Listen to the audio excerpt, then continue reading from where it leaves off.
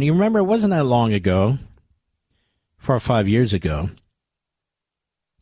when the Mueller report came out. The Mueller report came out. You remember that? And our friends at MRC Newsbusters, they wrote that Attorney General William Barr's inclusion of the phrase "does not exonerate" in his summary of the Mueller report. Does not exonerate, said Bill Barr. That is, it does not exonerate Trump. Has become a much-needed security blanket. This is back 4 or 5 years ago for liberal journalists for the past 24 hours. CNN, commentators, correspondents, they just looked at them. They keep repeating, does not exonerate. Does not exonerate, does not exonerate. And honestly, Bill Barr started it, but that's what you get. And so I want you to listen to this, and it has relevance today for obvious reasons, but I'll underscore it. Go.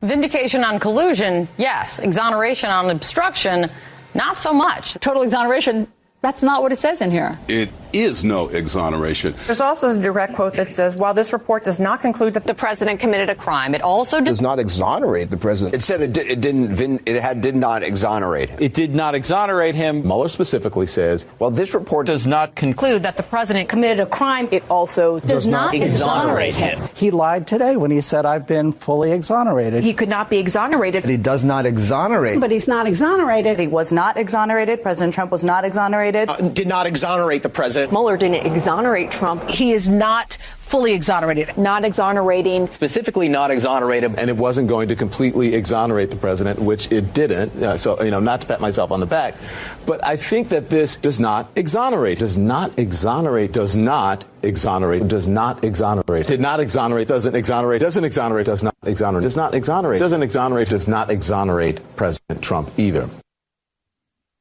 Wow. Now, if we had a montage today on Biden, does exonerate, does exonerate, does exonerate, does exonerate, does exonerate, be the opposite. Just shows you what a bunch of lousy lice these people are. Did I say lice? Makes sense, though, doesn't it? It just shows you. Really doesn't matter the issue. They're like a conga line. They're like the Rockettes. Well, actually, I wish they were. But ugly Rockettes, if you know what I mean. Slobbering themselves, bouncing around on the stage. Left foot up, left leg up, right foot up. They just repeat themselves. No exoneration? Yes, exoneration. And whatever the Democrat Party spews, they spew and vice versa. That's the way it works. And I still insist and argue that Liz Cheney needs to be investigated. She needs to be, giving testimony under oath. And the media is pushing back, of course. They're kind of attacking Chairman Loudermilk, who we had on the program, and we'll have on the program Saturday on Life, Liberty, and Levin, saying that they're trying, these Republicans, to delegitimize the January 6th report. What kind of a report is that? It's just so grotesque. It's so preposterous. So they're trying to, why don't they look at the report? It's 81 pages long. There's a lot of information in there that's relevant. I think important. But I wanted to discuss this. TikTok. TikTok. No, Mark, it's TikTok. Oh, okay. The vote overwhelming today, the overwhelming number of Republicans, only 15 voted against it. And even the overwhelming number of Democrats, only 50 voted against it. And I wanted to tell you, as I told you I would last night, which Republicans did not. The bottom line for me is Communist China has a massive, massive propaganda operation that reaches into our homes, into our children's bedrooms, that reaches into every part of our culture. I would tell Thomas Massey this has absolutely nothing to do with the First Amendment. I'm sorry. I'm the real libertarian here. I would tell Nancy Mace this has nothing to do with Facebook. That's a separate issue that needs to be addressed by all means. And I'm troubled when I find conservatives and pseudo-conservatives using the argument tactics, I should say, of the Marxist left. Diversion, shiny objects. Facebook is not being voted on here. You already have a number of companies and individuals have come forward and they say they'll buy it because it's a massive profit center with 170 million built-in users. So it's not a matter of whether TikTok is destroyed. It's not a matter of free speech because the communists don't have a protected constitutional right to undermine our country by sending propaganda in here. And I can prove that to Mr. Massey if he wants to call, explain to him what the founders actually believed. When the Bill of Rights was adopted after the Constitution was adopted, more than happy to. So all these arguments I told you last night, the effort to make this into some kind of a libertarian thing, which it's not, a free speech thing, which it's not. These 15 Republicans, they voted against, essentially, stopping communist China from brainwashing our children and destroying our culture. That's what they did. And I don't care what they argue. And that's why the vast majority of the others, including the vast majority of the Freedom Caucus, our buddies there, Jim Jordan, Chip Roy, Byron Donalds, so many others, voted yes. They voted yes. And then the argument goes, well, we can't trust the government with this company. Why is the government buying the company? Well, somebody will buy the company or some group will buy the company and they'll use it like they did Twitter, which is now X.